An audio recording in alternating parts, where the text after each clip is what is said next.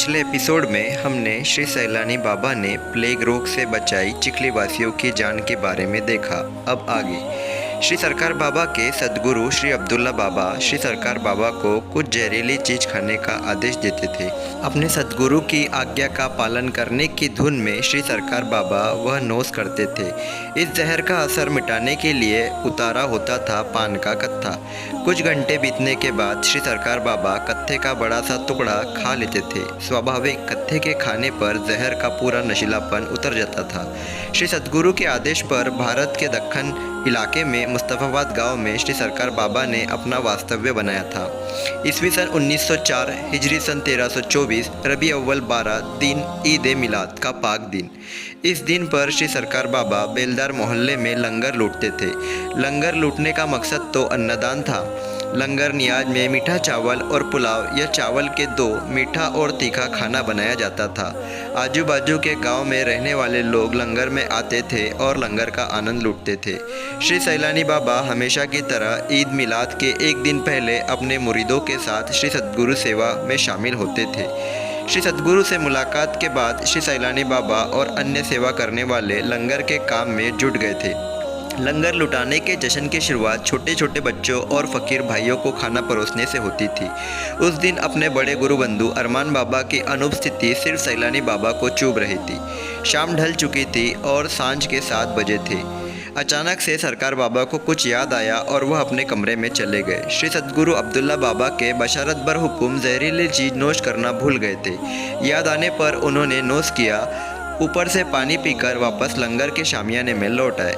अब रात के करीब 8 बज चुके थे। श्री सरकार बाबा की प्रकृति अस्वस्थ रही और उन्होंने लाडले अब्दुल रहमान को अपने पास बुला लिया। अब्दुल रहमान के कंधे पर झुककर सहारा लेकर श्री बाबा भीतर कमरे में चले गए। श्री सैलानी बाबा ने धीरे धीरे श्री सरकार बाबा को हल्के से गद्दी पर लेटा दिया।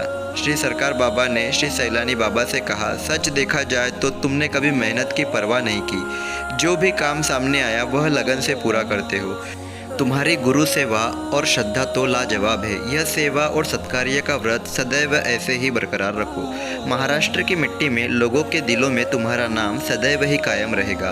वहाँ पर पड़ा कागज का टुकड़ा उठाकर श्री सरकार बाबा ने कांपते हाथ से कत्था या 2 अक्षर लिखा और वह कागज का टुकड़ा उन्होंने श्री सैलानी बाबा के हाथ में दे दिया।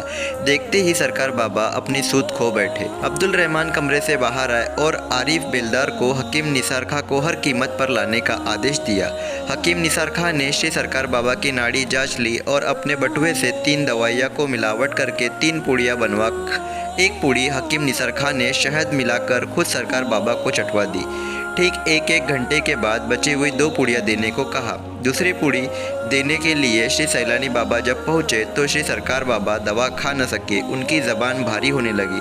उन्होंने श्री सैलानी बाबा का हाथ अपने हाथ में लिया। श्री सरकार बाबा हाथ की पकड़ ढीली हो गई। श्री सरकार बाबा का हाथ गद्दे पर गिर पड़ा। सैलानी बाबा को अब सारी बातें समझ आ गई। अपने श्री सद्गुरु से हमेशा के लिए बिछड़ने की घड़ी आ चुकी है। इस दर्द का एहसास श्री बाबा को बड़ी तीव्रता से हुआ। श्री सैलानी बाबा कमरे से बाहर आ गए। कुछ कहने के लिए उनके पास कोई अल्फाज नहीं थे। सिर्फ हाथों के इशारों से श्री सद्गुरु अल्लाह को प्यारे हो गए, यह उन्होंने सूचित किया। बुजुर्ग आपस में कह रहे थे कि आज के पाक दिन श्री सद्गुरु को सीधे जन्नत में जगह मिलेगी। दुनियादारी के रिवाजों के अनुसार सारे काम निभाना जरूरी था। उतने में दूर से आवाज़ सुनाई दी, मेरे अजीज बिरादर, मैं हाजिर हूँ। अरमान बाबा ने कमरे में प्रवेश किया। दोनों गुरु बंधु एक दूसरे से गले मिले। श्री सरकार बाबा का दफन विधि की जगह को लेकर सब चिंतित थे। उतने में भीड़ से रास्ता निकालते हुए बूढ़े जुम्मन चाचा बेलदार और जवान फतेहचंद बेलदार दोनों श्री सैलानी बाबा के नज़दीक आ गए। जुम्मन चाचा ने कहा, श्री सरकार बाबा ने उनकी पूरी ज़िंदगी हम जैसे गरीबों के साथ काटी है।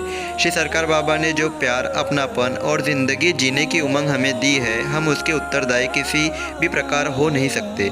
मैं यहाँ की महफिल में सभी हाजिर लोगों से विनती करता हूँ, यह सारा मैदान हमारे बिरादरी लोगों का है, तो श्री सरकार बाबा का चिर विश्रांति स्थल यही हो, ऐसा हम चाहते हैं। यथा योग्य धर्म के रीति रिवाज का पालन करके शोकाकुल उपस्थित लोगों की दुआओं से श्री सरकार बाबा का दफन गंभीर वातावरण में कराया गया। शाम तक मज़ार का काम पूरा हो गया। अरमान बाबा अनेक प्रेमी मुरीद चाहने वालों के परिश्रम से बेलदार मोहल्ले में श्री सरकार बाबा का मज़ार साकार हो गया। मुस्तफ़ाबाद यहाँ आज भी ईद मिलाद के दिन श्री सरकार बाबा का उत्सव मनाया जाता है। श्री सरकार बाबा का लंगर आज भी लुटाया जाता है। महाराष्ट्र के अलावा गुजरात, मध्य प्रदेश, कर्नाटक, आंध्र प्रदेश की शिष्य मंडली आज भी उत्सव में हाजिरी लगाती है।